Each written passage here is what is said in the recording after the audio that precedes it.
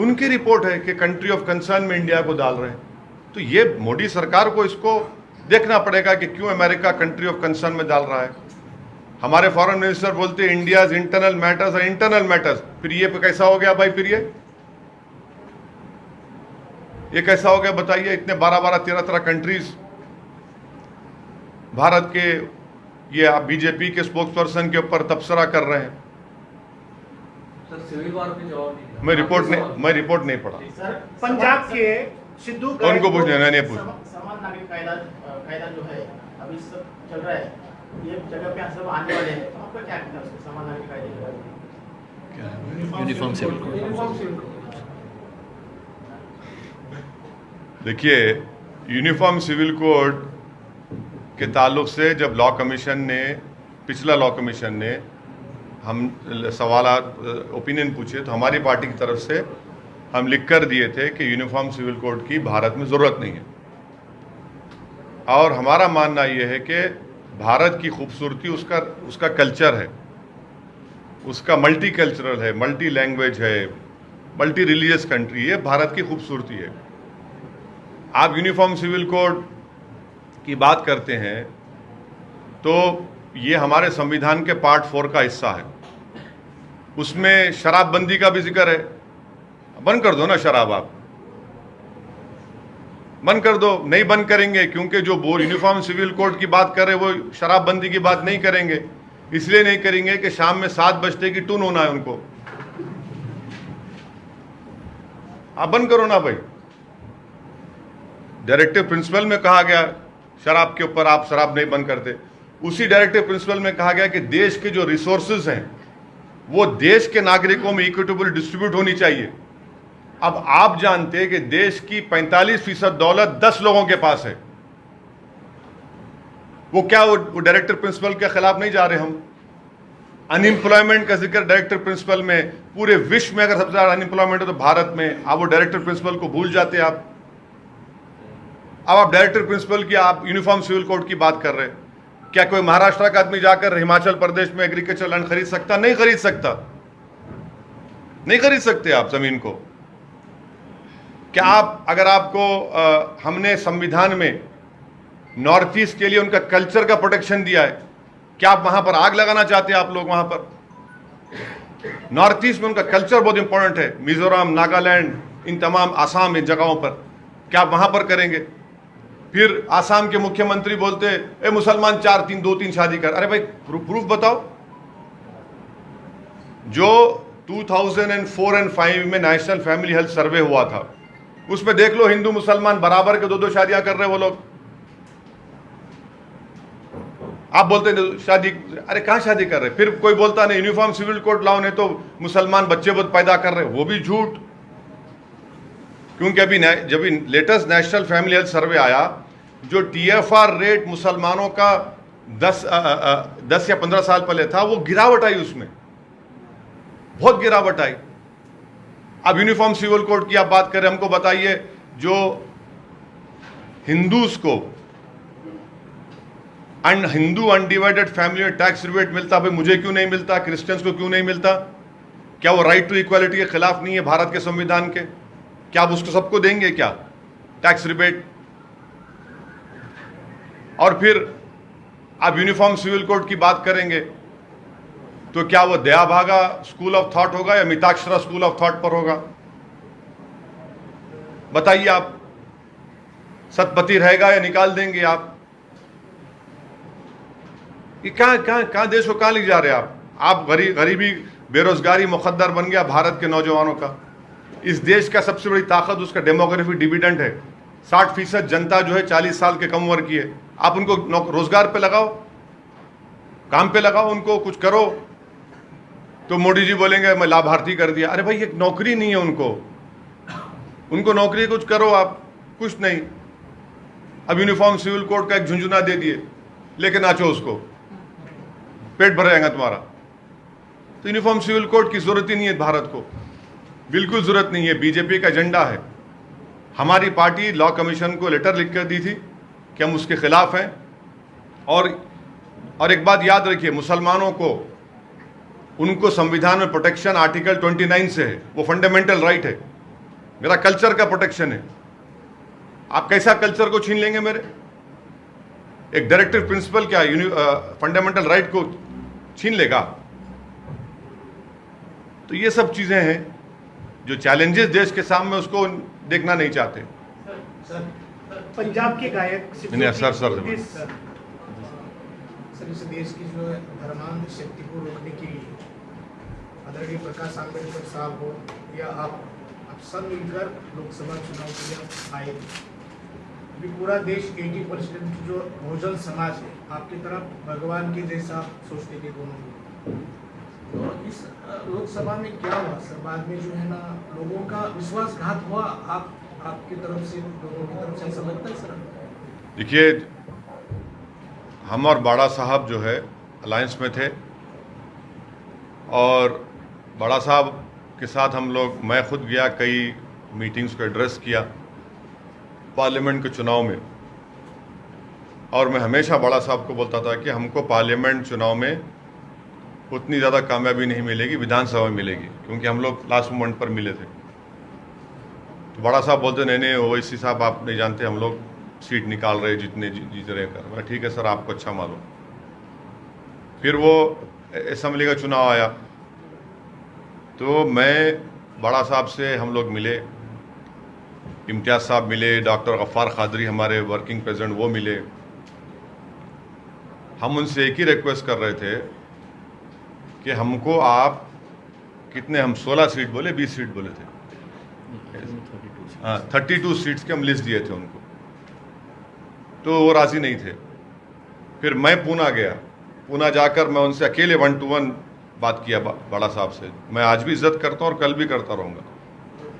आखिर में मैं उनको बोला कि बड़ा साहब एक काम करिए, आप 32 नहीं बोला, ठीक है 32 नहीं, आप मेरे को सिर्फ 8 सीट दे दो, जिसमें से 2 हमारे सिटिंग एमएलए है, इम्तियाज साहब की सीट और वारिस पठान की। उस पर बोले नहीं, वो भी नहीं दूंगा मैं। अब आप बोलिए मेरा सिटिंग एमएलए की सीट पर अगर आप नहीं देंगे तो कैसा होगा? मैं बोला भाई 8 सीट दे दो मेरे को, आप पूरा ले लो। तो मैं 3-4 घंटे बैठा, वो उसके बाद नहीं हुआ। तो अब मैं सिटिंग एमएलए की सीट कैसे छोड़ूंगा बताइए आप? तो यकीनन लोगों को इस बारे में तकलीफ होंगी, हमको भी तकलीफ है।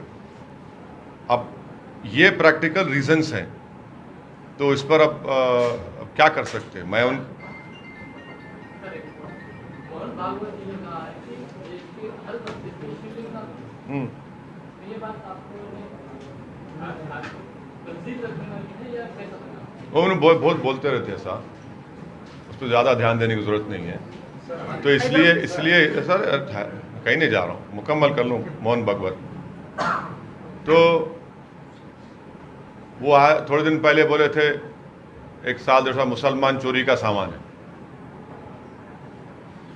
अब बोलते हैं कि ये बयान दिए, और उस बयान का पूरा आप ये पूरा हिस्सा बोलिए ना। उस स्टेटमेंट में, उनकी भाषण में उन्होंने कहा कि मुसलमानों के पूर्वज हिंदू थे और आक्रमण करने वालों ने इस्लाम को लाया। ये क्या बात है भाई? बार बार हमको आप ले जाकर एक रिलीजन से जोड़ देते हैं। तो क्या मोहन भागवत साहब के पूर्वज क्या बुद्धिस्ट थे क्या? उनको जबरन चेंज कर दिया गया, ये क्या बात है? और बोलते कि इस्लाम आक्रमण इस्लाम आक्रमण से नहीं आया देश में। इस्लाम आया केरल में, ट्रेडर्स से आया, स्कॉलर्स से आया, सूफियों से आया। और इसीलिए देश के प्रधानमंत्री भारत की सबसे पहली मस्जिद, बल्कि पूरे जो हम लोग बोलते हैं ना बर्रे सगीर, सब कॉन्टिनेंट, उसकी सबसे पहली मस्जिद ले जाकर वो उसका मिनिएचर सऊदी अरब के बादशाह को दिया। और ये बोलना कि ऐसा मत करो भाई, जितने पिटिशनर ज्ञानवापी में, मथुरा में, क्या वो संघ के नहीं है क्या? संघ के हैं पूरे वो। आप उनका बैकग्राउंड चेक कर लीजिए, मालूम कर लीजिए। खुद तेलंगाना में उनका प्रेसिडेंट बोलता कि हम मस्जिद को खोदेंगे। ये क्या बात कर रहे हैं वो? आप खुद पार्टी है उसमें, आपके लोग कोर्ट को भाग रहे हैं, आपके सब लोग आप वो बोल रहे हैं। तो केसेस विड्रॉ कर लो ना, फिर आप खत्म करो केसेस को। फिर आप सर अभी जो लोकल इलेक्शन हुए आप एमआईएम या कांग्रेस, राष्ट्रवादी या आठवले इनके साथ कोई अलायंस करेगी? अभी तो अलायंस का कोई बात सोचे भी नहीं ना, बहुत जल्दी है। अभी तो हम अपनी पार्टी को मजबूत करने निकल रहे हैं, संगठन को, जनता से अपने जाके अपना मैसेज देने का, और उसी तैयारी में हम लोग लगे हुए हैं। अब ये अलायंसेस का तो ये और डॉक्टर गफ्फार कादरी साहब आपको अच्छा बताएंगे। महाराष्ट्र में स्टेपिंग स्टोन बोल के एमआईएम का यूज बहुत कर रहे हैं। शुरू में आते हैं एमआईएम में और बाद में राष्ट्रवादी में जाओ, कांग्रेस। अरे मैं कभी फायदा तो हो रहा ना, नुकसान तो नहीं हो रहा किसी को। सर जो पुराने जो लोग हैं, अभी पुराने लोग, आप भी तो पुराने हैं, आजकल मीडिया में आ गया। पुराने लोगों को आप नगर पालिका है, हमारी ख्वाहिश है कि यहाँ पे भी कुछ नगर सीट चुन के आए। आपके दिल में कुछ राज छुपा हुआ है। पुराने लोगों को लो सर, ऐसा सर एक सवाल ये है, आपके नांदेड़ के प्रेस कॉन्फ्रेंस के बाद शिवसेना के अरविंद सावंत ने ये बात कही कि जिस तरीके से हम लोग अभी नई राजनीति लेके चले हैं, तो ये एमआईएम का फर्ज है कि वो हम लोगों को सपोर्ट करे। और दूसरी बात, जब इम्तियाज जलील साहब हमसे बात कर रहे थे तब उन्होंने कहा कि हमारी भी कुछ कंडीशंस हैं, तो वो क्या कंडीशंस? ये इम्तियाज जलील साहब बता सकते हैं, क्योंकि ये उनका पहला सवाल तो नहीं देखिए, कोई बातचीत हमारे से कोई नहीं करे, मैं आपको बता रहा हूँ, वो गलत कह रहे हैं।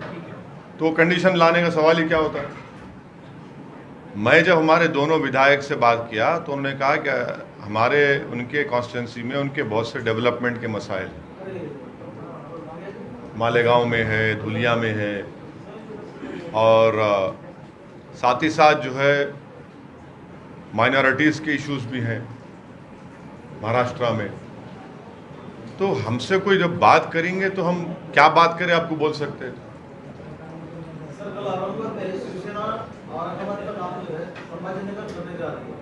आपको कैसे मालूम? ये बात पिछले हफ्ते से चल रही है, और जो खैरे साहब हैं उन्होंने वैसे ही मीडिया को कहा है कि ये बात पूरी हो गई है, उस्मानाबाद का भी नाम चेंज होगा और औरंगाबाद का भी चेंज। अब बोलते हैं खैरे साहब, अल्लाह उनको सेहत दे। हैदराबाद सामूहिक बलात्कार के मामले में, हाँ? हैदराबाद सामूहिक बलात्कार के मामले में भाजपा के एक विधायक ने टिप्पणीजनक वीडियो और नाबालिग लड़की की फोटो और वीडियो सबूत के तौर पे, वो जान दीजिए, वो छोड़ दीजिए उसको। मैं बहुत देखिए, इतना ही कहूँगा कि वो हीनियस क्राइम है। आपका पुतला तक- जलाने पे यहाँ पे आप प्रोग्राम दे रहे हैं, और जो कार्यकर्ता लोग हैं उनको आप सच्चा में जिन्होंने काम किया है उनको बाजू को हटा रहे हैं। पुतला जलाने, पुतला जला रहे मेरा? जलाया है आपने? अरे बहुत अच्छा है ना। नहीं आप देखिए, सुनिए, ऐसा है ना, सवाल ऐसा है। नहीं सुनिए, पुतला जलाए तो बलायात जाते कहते जलाना चाहिए, क्या बात है? मैं क्यों जलूंगा? मेरे जलाओ, कोई बात नहीं, बहुत अच्छी बात है। राज्यसभा के बारे में क्या? सर अब राज्यसभा जो हाल ही में राज्यसभा का बोल दिया ना, अभी 3 मरतबा फिरा के पूछ रहे थे मेरे राष्ट्रीय को। महिला आयोग ने, तेलंगाना सरकार, राष्ट्रीय महिला आयोग ने वोट किसको देंगे? सीधा बात है। सीधा बात, अभी जब बात करेंगे तो करेंगे, नहीं करे तो अपना फैसला करके बताएंगे। नहीं, किससे करेंगे? हाँ नहीं, ये देखो, सुनिए भाजपा और सेना में ही चालू है। नहीं सुनिए, अभी हम तो आपके जरिए से बोल दिए, वो मैसेज जाएगा, वो लोग बात करेंगे, हम बात करेंगे। सुनो, आप नहीं बात करेंगे, हमारा जो कर रहे हैं हम फैसला लेंगे ना। नहीं तो दोनों भी, एक तो सेना है दूसरी भाजपा। अरे भाई, आप किससे बात करेंगे आप? अरे जो बात करेंगे हमसे, उनसे बात करेंगे। अच्छा, भाजपा ने बात की तो भी आप बात करेंगे? नहीं, भाजपा से क्यों बात करेंगे? सेना से बात करेंगे। अनेक उसमें अकेले वो हैं क्या? उसमें तो पूरा 3 पार्टियां हैं ना, 3 पार्टियां हैं। नहीं देखिए, अगर वो बात करे, देखिए हम लोग हैदराबाद में क्या बोलते हैं, जिसके पेट में दर्द है उन्हें अजवान खाना। मैं खाया तो आपका दर्द कैसा कम होगा, पेट का दर्द? कोरोना कोविड में सबसे ज्यादा गरीब लोगों को बहुत तकलीफ है, इस बारे में क्या बोले आप? कोरोना कोविड जो ये महामारी जो है, इस पीरियड में सबसे ज्यादा गरीब लोगों को बहुत तकलीफ है, सेंट्रल गवर्नमेंट हो या स्टेट हो, बहुत तकलीफ है। इसके बारे में नहीं, कोविड में मैं तो पार्लियामेंट में खड़े होकर कहा कि भारत में 40 लाख लोग मरे, इसमें कोई डिनाई नहीं कर सकता। ये सब ये डेटा दे रहे ना वो 3 लाख, ये सब बकवास है। कब्रस्तान भर गए, शमशान भर गए, लकड़ियां नहीं थी, ज़मीन नहीं थी दफनाने के लिए, लकड़ियां नहीं थी जलाने के लिए, अस्पताल में कोई इलाज नहीं था, पूरे देश में माहौल था ऐसा ही। और मेरा आज भी मानना है कि सेकेंड वेव आने से पहले अगर 2021 जनवरी, आपको याद दिला रहा हूं, 2021 जनवरी में हमारी क्रिकेट टीम ने ऑस्ट्रेलिया में टेस्ट मैच जीता था, तो उस वक्त बीजेपी की नेशनल एग्जीक्यूटिव कमेटी ने 2 रेजोल्यूशन पास किए थे। एक भारत की क्रिकेट टीम को मुबारकबाद, दूसरा देश के प्रधानमंत्री को मुबारकबाद, उन्होंने कोविड को हरा दिया। सेकेंड वेव जब नहीं, सेकेंड वेव आने से पहले दूसरे कंट्रीज ने, यूएस ने, यूके ने, जापान ने, कनाडा ने, उन्होंने वैक्सीन का ऑर्डर प्लेस कर दिया था। हम लोग कब प्लेस करते हैं? हम लोग सब तमाशा होने के बाद, जो 21 में हम लोग जनवरी 21 में शुरू हुआ, तो 2020 अगस्त में ये कंट्रीज ने अपना वैक्सीन ऑर्डर प्लेस कर दिया। हम जनवरी में ऑर्डर प्लेस करते हैं वो पुणे की कंपनी को, तो उसकी वजह से लोगों में मौत हो गई पूरा। अगर पहले वैक्सीन का ऑर्डर कर देते, सब चीज़ कर देते, तो बहुत से लोगों की मौत नहीं होती थी। तो ये आपकी बात सच है, मगर ये बहुत बड़ी नुकसान सबका हुआ। बहुत से परिवार ने, ख़ानदान ने अपने माँ को, भाई को, वालिद को, पतियों को, सबने खोया।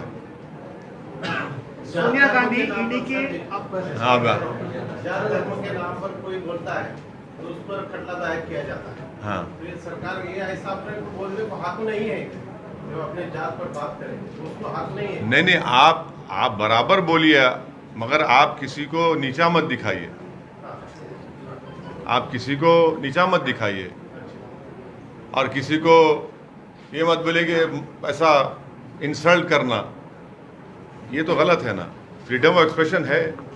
अभी बस है ना, हो गया ना। लास्ट सवाल अरे नहीं, आप ठहर जाइए अब। असद मदनी साहब ने बोला था कि हम जुल्म सह लेंगे, लेकिन देश की अखंडता पे हम आँच आने नहीं देंगे।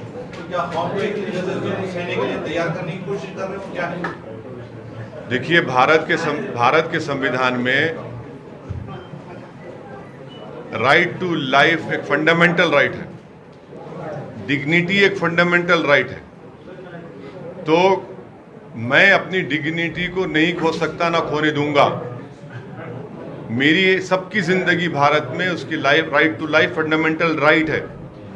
तो फंडामेंटल राइट से डिमांड करते हैं कि किसी पर जुल्म ना हो, और अगर जुल्म होता है तो रूल ऑफ लॉ प्रिवेल होना चाहिए। मैं कोई मुसलमान, भारत में कोई एक चमन नहीं है कि हर कोई चल के चले जाएंगे मुझ पे से। हम सब बराबर हैं। मेरी भी जान की उतनी कीमत है जितना दूसरे लोगों की जान की कीमत है, मेरी भी डिग्निटी है। तो ये कॉन्स्टिट्यूशन का प्रोविज़न है, तो हमको उसको देखकर बात करनी चाहिए। और मेरा मानना ये है कि कोई भी हमारे को जुल्म नहीं कर सकता, ना करना चाहिए।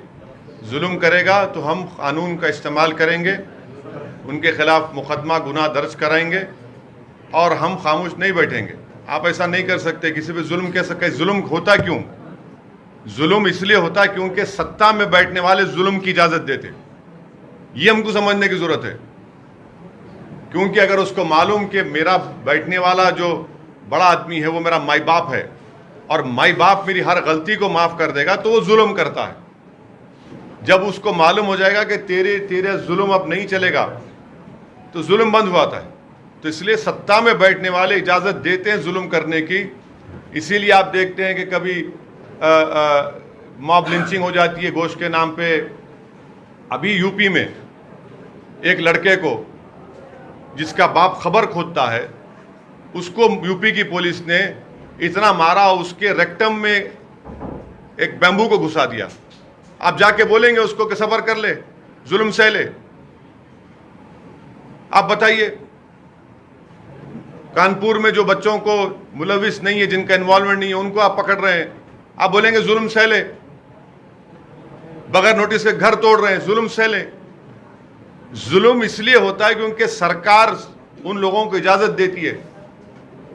जुल्म इसलिए होता है क्योंकि सरकार एक पक्षपात करती है, एक विशेष समुदाय के लोगों को उनको करार देती है कि भाई ये इनको ऐसा कर दो। तो इसलिए ये चीज़ों को समझने की ज़रूरत है।